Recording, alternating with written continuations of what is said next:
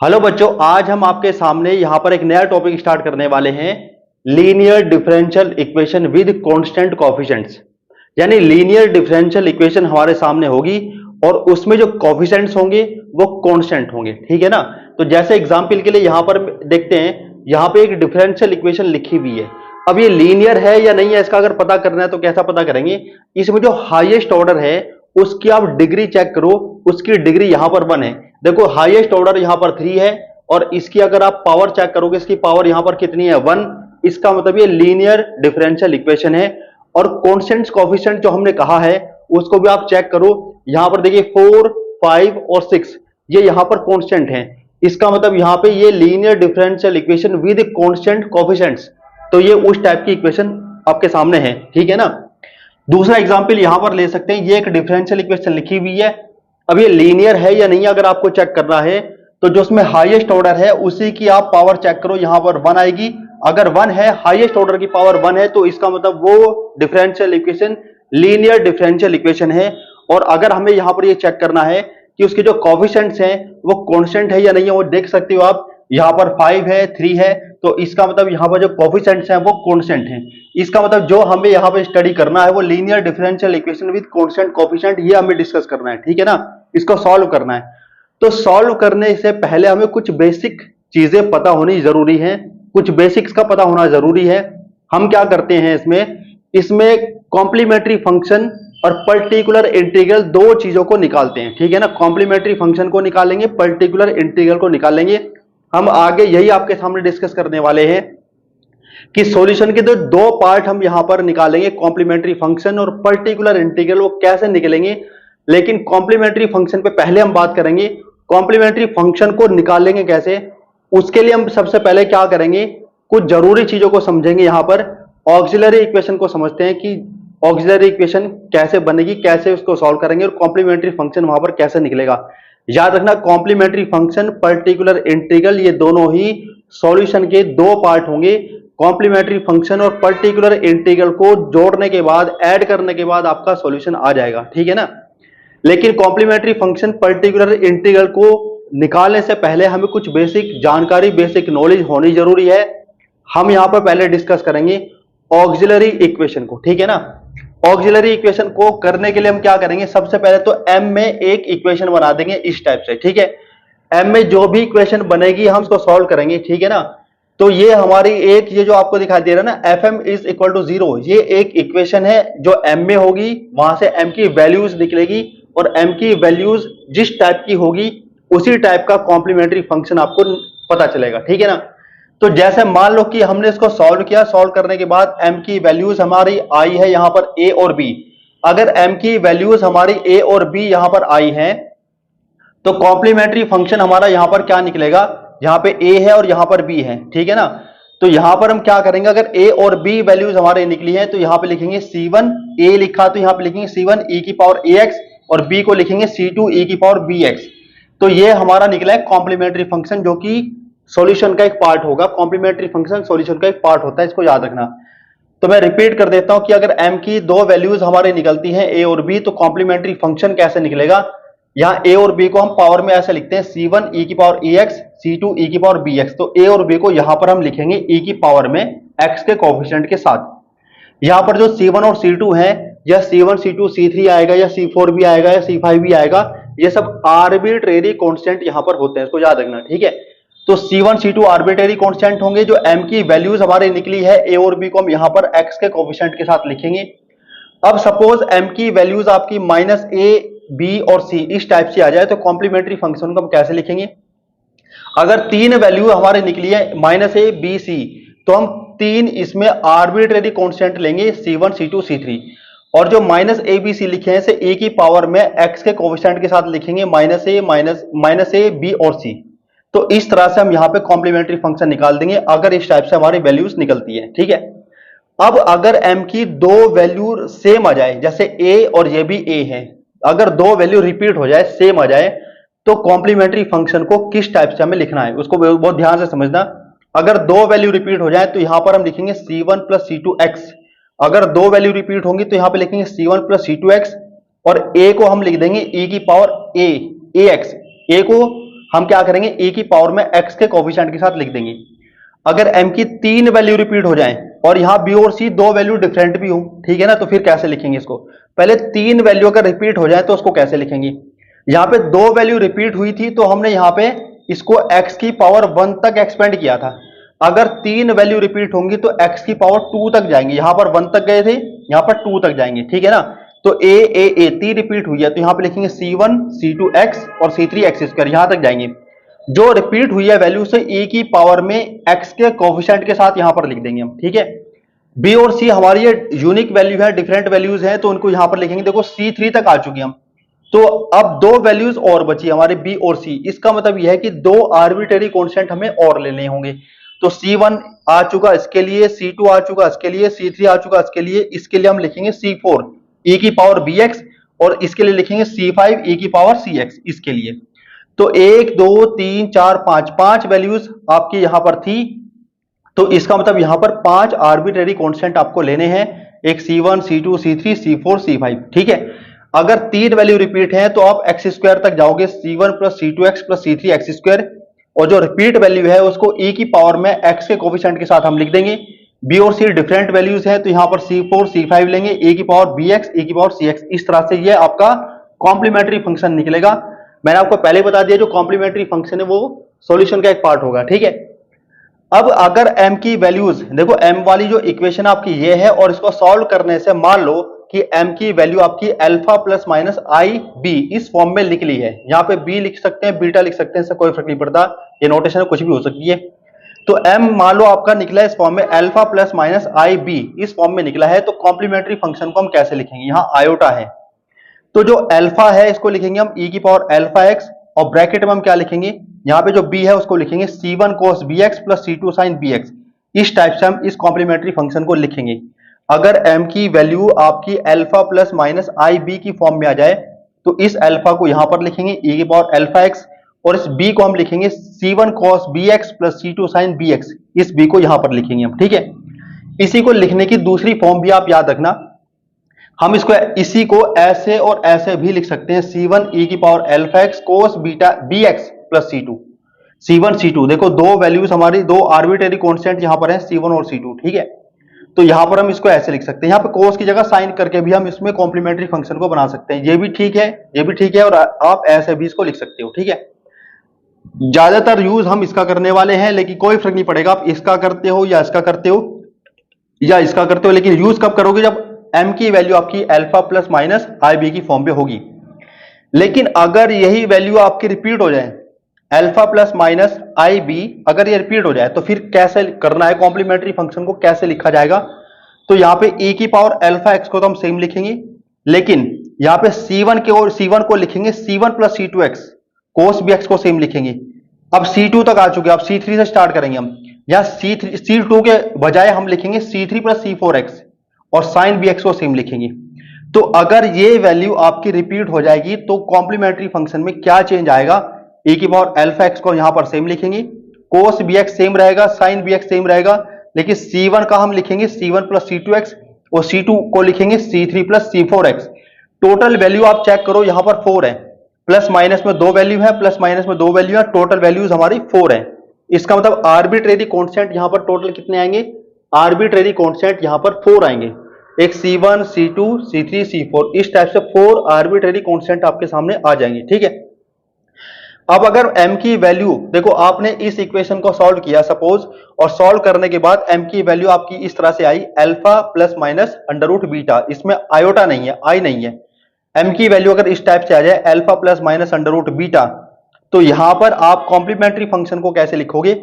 यहां पे अल्फा को लिखेंगे e की पावर अल्फा एक्स, और यहां पे हम क्या लिखेंगे? यहां पे इसमें एक फर्क आ जाएगा, यहां b के बजाय यहां पे अंडर रूट बीटा एक्स आएगा, लेकिन कोस के साथ यहां पे कोस हाइपरबोलिक फंक्शन लिखा जाएगा, कोस के बजाय कोस हाइपरबोलिक फंक्शन लिखा जाएगा।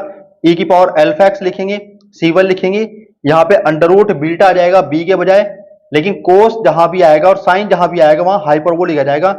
ये कोस के बजाय आएगा cos hyperbolic under root beta X, यहां पर आएगा sine hyperbolic under root beta X. तो अगर alpha plus minus under root beta आपका m की 2 वैल्यू इस टाइप से आ जाए तो कॉम्प्लीमेंट्री फंक्शन को इस टाइप से लिखा जाएगा, इसी को लिखने का एक तरीका ये है और एक तरीका ये है, ऐसे भी इसको लिखा जा सकता है। यहाँ पे देखो C1 हमने पहले लिखा C1 e की पावर अल्फा एक्स, और यहाँ पे लिखेंगे cos hyperbolic under root beta X plus C2, या कोस हाइपरबोलिक के बजाय साइन हाइपरबोलिक भी लिखा जा सकता है। तो इस तरह से हम लिख सकते हैं अगर m की वैल्यू हमारी इस टाइप की होगी। अब अगर यही वैल्यू आपकी दो बार रिपीट हो जाए तो फिर यहाँ पे कॉम्प्लीमेंट्री फंक्शन को हम किस टाइप से लिख सकते हैं। तो e की पावर अल्फा एक्स को हमने यहाँ पर सेम लिखा, cos hyperbolic under root beta X को और sine hyperbolic under root beta X को सेम लिखेंगे, लेकिन C1 के बजाय C1 प्लस C2x लिखेंगे और C2 के बजाय C3 प्लस C4x लिखेंगे। यहां पर अगर आप टोटल m की वैल्यूज को चेक करोगे तो दो वैल्यू यहां प्लस माइनस में दो ये है, प्लस माइनस में दो वैल्यू यहां पर है, टोटल वैल्यूज m की यहां पर 4 है। तो इसका मतलब आर्बिट्रेरी कांस्टेंट आपके पास टोटल कितने होने चाहिए, 4 होने चाहिए। तो आप चेक करो C1 C2 C3 C4, यहां पर 4 आर्बिट्रेरी कांस्टेंट्स आपके पास होंगे। इस टाइप से आप पहले क्या करोगे, Fm इज इक्वल टू 0, इस इक्वेशन को हम बोलते हैं ऑक्सिलरी इक्वेशन। इस ऑक्सिलरी इक्वेशन को सॉल्व करके m की वैल्यूज निकालोगे। m की वैल्यूज जिस टाइप की निकलेंगी उसी टाइप से आप कॉम्प्लीमेंट्री फंक्शन को भी बनाओगे। कॉम्प्लीमेंट्री फंक्शन सॉल्यूशन का एक पार्ट होगा, ठीक है ना बच्चों। एक डिफरेंशियल इक्वेशन आपके सामने यह है जिसको हमें सॉल्व करना है। तो सॉल्व करने के लिए सबसे पहला काम हमें क्या करना है, इसको हम इस फॉर्म में लिखेंगे, बहुत ध्यान से इसको देखना। यहां पे ये इसको लिखा जाएगा d2y और minus D by D x को यहां पर d लिखेंगे तो यहां पर ये बनेगा 7dy और प्लस ये आएगा 12, यहां पे y है तो y भी लिखेंगे 12y इज इक्वल टू कितना 0। इसको हम पहले ऐसे लिख लेंगे, ठीक है। y को इसमें से अगर बाहर करते हैं तो यहां आपका बनेगा d2 माइनस ये आएगा 7d और प्लस 12, y को हमने बाहर किया इज इक्वल टू 0। यहां आने के बाद हम क्या करेंगे, इसमें निकालेंगे ऑक्सिलरी इक्वेशन। ऑक्सिलरी इक्वेशन बनाने के लिए जहां भी इसमें d होगा d को हम m में रिप्लेस कर देंगे। तो d को हम क्या पुट कर देंगे, m पुट कर देंगे तो ये आएगा m square minus 7m plus 12 is equal to कितना 0, ठीक है। अब क्या करेंगे, यहां पे इसको सॉल्व करेंगे, यहां पे लिखेंगे इसको m माइनस 4, यहां पे लिखा है इसको m minus 3 is equal to कितना 0, इसको ऐसे लिखेंगे, ठीक है। m की वैल्यू एक 4 आएगी और एक यहां पर 3 आएगी। अब अगर m की दो वैल्यू डिस्टिंक्ट आ जाए, डिफरेंट वैल्यूज आ जाए तो कॉम्प्लीमेंट्री फंक्शन को हम कैसे लिखेंगे। यहाँ पे दो वैल्यू है तो यहाँ पे आर्बिट्रेरी कांस्टेंट हमारे पास कितने आएंगे, 2 ही आएंगे। तो यहाँ पर लिखेंगे C1 e की पावर यहाँ पर 4 है तो 4x लिखेंगे और plus C2 e to the power यहाँ पे 3 है तो यहाँ पर 3x लिखेंगे। ये हमने क्या निकाल दिया, कॉम्प्लीमेंट्री फंक्शन। इसकी राइट हैंड साइड को आप चेक करो, यहाँ पे क्या है 0 है। याद रखना अगर इसकी राइट हैंड साइड 0 है तो पर्टिकुलर इंटीग्रल यहाँ पे क्या आएगा, 0 आएगा। जब यहाँ पे सॉल्यूशन लिखा जाएगा तो सॉल्यूशन कैसे लिखते हैं, y is equal to complementary function plus particular integral. और कॉम्प्लीमेंट्री फंक्शन आपका ये है, पर्टिकुलर इंटीग्रल 0 है। कॉम्प्लीमेंट्री फंक्शन को पर्टिकुलर इंटीग्रल के साथ जोड़ दोगे, जोड़ने से आपका ये y निकल जाएगा, मतलब आपका सॉल्यूशन आ जाएगा। तो इसको उसके साथ जोड़ेंगे, यही आ जाएगा आपका C1 e की पावर यहां पर आएगा 4x और ये आएगा C2 e की पावर कितना आएगा 3x। तो इस टाइप से हम यहां पर linear differential equation with constant coefficients, इनका सॉल्यूशन हम इस टाइप से निकाल सकते हैं। बच्चों इस डिफरेंशियल इक्वेशन को हमें यहां पर सॉल्व करना है। तो इसको सॉल्व करने के लिए पहले हम इसको सिंपल फॉर्म में लिखेंगे। कैसे लिखेंगे, बहुत ध्यान से इसको देखना। जैसे पिछली वाली इक्वेशन को हमने लिखा था वैसे इसको लिखेंगे। यहां पे लिखेंगे d3 प्लस ये आएगा आपका 6d2 और प्लस ये आएगा आपका 3d माइनस 10, y को हमने बाहर निकाला, ये आएगा 0। अब यहां पर हम बनाएंगे इसमें ऑक्सिलरी इक्वेशन। उसके लिए क्या करेंगे, d को m में रिप्लेस कर देंगे तो ये आएगा m क्यूब प्लस ये आएगा आपका 6m स्क्वायर और प्लस ये आएगा 3m माइनस 10 और इस इक्वल टू कितना 0। यहां से हम क्या करेंगे, इसको सॉल्व करेंगे, यानी फैक्टर्स कर सकते हैं या फिर डायरेक्ट m की ऐसी वैल्यूज हम ले लेंगे जो उसको 0 बना सके, ठीक है ना। तो पहले सोचते हैं कि ऐसी m की कौन सी वैल्यू है जो उसको 0 बना देगी। अगर आप ध्यान से देखें तो m को 1 रखने से ये 0 बन जाएगा, ठीक है। m को 1 रखने से 0 बन जाएगा। 1 को अगर मैं इधर लूंगा तो ये आपका एक फैक्टर बन जाएगा इसका, m-1 is equal to 0। m-1 इसका एक फैक्टर बन जाएगा तो m-1 से इसको डिवाइड कर लेते हैं, ठीक है। तो यहां पर ये आपका m क्यूब प्लस यहाँ पे आपका 6m स्क्वायर प्लस कितना 3m और माइनस कितना 10, ठीक है। तो यहां पे हमने क्या लिखा, यहां पे हमने लिखा m स्क्वायर से मल्टीप्लाई करेंगे तो ये आपका बनेगा m क्यूब और माइनस कितना m स्क्वायर माइनस ये प्लस, यहां पर ये कैंसिल हो जाएगा, ये आएगा आपका 7m स्क्वायर। यहां पे हम 3m को नोट कर लेंगे। अब यहां पर हम क्या लिखें, यहां पर लिखते हैं 7m और 7m से इसकी मल्टीप्लाई करेंगे तो ये आएगा आपका 7m स्क्वायर माइनस कितना 7m, ये माइनस ये प्लस, ये आपका कैंसिल हो जाएगा तो यहाँ पर कितना आएगा 10m और माइनस कितना लिखेंगे 10, फिर इसमें हम 10 ऐड कर देंगे, 10 से इसकी मल्टीप्लाई करेंगे तो ये आएगा 10m माइनस 10, ये प्लस का माइनस हो जाएगा, माइनस का प्लस हो जाएगा, ये कैंसिल हो जाएगा, ये कैंसिल हो जाएगा और ये क्या हो जाएगा 0। अब हमारा यहाँ पर ये जो बना है ना m स्क्वायर प्लस ये 7m और प्लस 10, इसके हम करेंगे फैक्टर्स, इसके फैक्टर आपके बनेंगे m प्लस 5 और m प्लस कितना बनेगा, ये बनेगा 2। इसको 0 रखने से m की क्या वैल्यू निकलेगी, यहाँ पे देखो एक वैल्यू तो हमारी 1 है, m इज इक्वल टू 1, जब इसको 0 पुट करेंगे हम तो m की एक वैल्यू हमारी निकलेगी माइनस के 5 और यहाँ इसको 0 पुट करेंगे तो m की एक वैल्यू निकलेगी माइनस 2। इसमें किसी वैल्यू को आगे लिख सकते हो, किसी को पीछे लिख सकते हो, किसी को भी C1 C2 C3 के साथ लिखा जा सकता है, इससे कोई फर्क नहीं पड़ेगा। यहाँ पे निकालेंगे कॉम्प्लीमेंट्री फंक्शन, यहाँ पे लिखेंगे C1, यहाँ पे 1 है तो e की पावर 1x यानी x लिखेंगे, इसके लिए लिखेंगे हम ये आएगा C2 e की पावर माइनस 5 है तो माइनस 5x लिखेंगे, यहाँ पे माइनस 2 है तो यहाँ पे लिखेंगे C3 e की पावर कितना माइनस 2x। यहाँ पे कोई फर्क नहीं पड़ेगा, आप C1 की जगह C2 लिखेंगे, C2 की जगह C3 लिखेंगे, C3 की जगह C1 लिखेंगे, आपस में आर्बिट्रेरी कांस्टेंट आगे पीछे लिख सकते हो, उससे कोई फर्क नहीं पड़ेगा। कॉम्प्लीमेंट्री फंक्शन हमने निकाल दिया है। मैंने आपको बताया था इसकी ये वाली साइड अगर 0 है तो पर्टिकुलर इंटीग्रल आपका यहाँ पर 0 आएगा, और अगर सॉल्यूशन निकालना है तो सॉल्यूशन आप कैसे लिखते हो, कॉम्प्लीमेंट्री फंक्शन को पर्टिकुलर इंटीग्रल के साथ ऐड करके लिखेंगे हम, कॉम्प्लीमेंट्री फंक्शन को इसके साथ ऐड करेंगे तो कॉम्प्लीमेंट्री फंक्शन ही आपका सॉल्यूशन बन जाएगा। C1 e की power x plus C2 e की पावर कितना माइनस के 5x और प्लस यहाँ पर आएगा C3 e की पावर कितना माइनस 2x। आप अपनी बुक में अगर सॉल्यूशन चेक करोगे तो हो सकता है कि C2 यहाँ पर लिखा हो, C3 यहाँ पर लिखा हो, C1 यहाँ पर लिखा हो, तो उससे कोई फर्क नहीं पड़ने वाला, वो आर्बिट्रेरी कॉन्स्टेंट है, उनको कुछ भी माना जा सकता है। तो यहाँ ये मैटर नहीं करेगा कि आपको आप बुक के अंदर आप सॉल्यूशन चेक करोगे C2 यहाँ पर लिखा, C1 यहाँ पर लिखा हुआ है। इंपॉर्टेंट ये है कि सॉल्यूशन इस टाइप का होना जरूरी है। C1 C2 C3 ये तो नोटेशन से जो हमने खुद से मानी है। बच्चों इस डिफरेंशियल इक्वेशन को हमें सॉल्व करना है। सॉल्व करने के लिए क्या करेंगे हम, इसमें सबसे पहले देखो ध्यान देना, इसमें सबसे पहले हम इसको सिंपल फॉर्म में लिखेंगे। हम लिखेंगे इसको d3 माइनस 8 और y को हमने बाहर लिखा इज इक्वल टू 0। अब बनाएंगे इसमें ऑक्सिलरी इक्वेशन, d को क्या करेंगे m में रिप्लेस कर देंगे, माइनस 8 इज इक्वल टू कितना 0, ऐसे लिखेंगे इसको हम ऐसे लिख सकते हैं, ध्यान देना, m क्यूब माइनस 8 को हम लिख सकते हैं 2 की पावर 3 इज इक्वल टू कितना 0। इसके अगर फैक्टर्स करेंगे तो यह बनेगा आपका, देखो a cube minus b cube का फॉर्मूला क्या होता है, a माइनस b, यह आएगा a स्क्वायर, यह आएगा प्लस b स्क्वायर और प्लस ये आएगा आपका ab, इसको इस तरह से लिखेंगे इज इक्वल टू 0। इसको अगर 0 रखेंगे तो m की वैल्यू यहां पर सीधी सीधी 2 निकल जाएगी।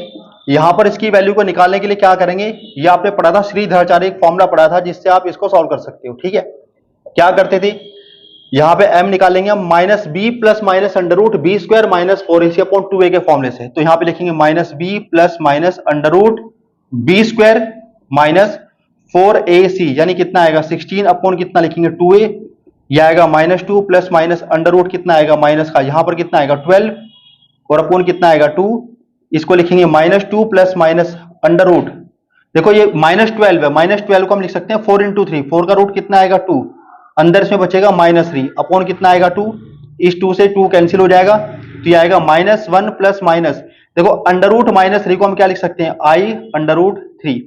तो इस टाइप से यहां पर m की वैल्यू आ जाएगी, तो m की वैल्यू क्या आएगी माइनस 1 प्लस माइनस ये आएगी आपकी आई अंडर रूट 3। इस टाइप से हम ये वाली वैल्यू इसमें निकाल देंगे। ठीक है, तो m की वैल्यू हम निकाल चुके, ये इस वाली फॉर्म में अल्फा प्लस माइनस आई बीटा वाली फॉर्म में। ठीक है, तो यहां पे कॉम्प्लीमेंट्री फंक्शन में जब निकालेंगे तो उसकी उस वैल्यू का यूज करेंगे जो फॉर्मूला आपने पढ़ा था उसका। ठीक है, तो यहाँ पे कॉम्प्लीमेंट्री फंक्शन निकालेंगे, 2 के लिए क्या लिखेंगे हम c1 e की पावर 2x, लेकिन इसके लिए क्या लिखेंगे, अगर यहाँ माइनस 1, ये अल्फा है ये बीटा है तो e की पावर अल्फा x लिखते हैं, e की पावर अल्फा x, यहाँ पे आएगा c1, यहाँ पे लिखते हैं cos, अगर यहाँ पे अंडर रूट 3 है तो ये आएगा अंडर रूट 3x और प्लस यहाँ पे आएगा c2 साइन, अगर यहाँ पे अंडर रूट 3 है तो यहाँ पे आएगा अंडर रूट 3x। ठीक है ना, इस तरह से इसको लिखेंगे।